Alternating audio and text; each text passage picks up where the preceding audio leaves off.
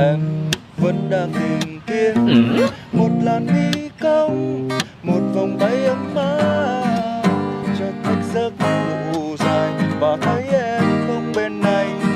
Thì ra anh đã mơ về em, và em dịu dàng em đã đến, rồi vào muôn ánh sáng cho trái tim anh đang ngủ yên. Làn mây dâng lối vẫn bước em trên con đường yêu, biết không người ơi, từng ngày anh mong nhớ.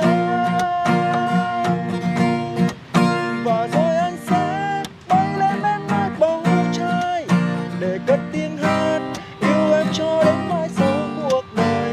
Saranghae, đó chính là lời yêu anh trao mình đi đến cuối chân trời miền yêu thương. Một ngày tươi sáng hướng ta theo gió mây ngàn, để hai chúng ta yêu nhau đau đáy tay như bây giờ.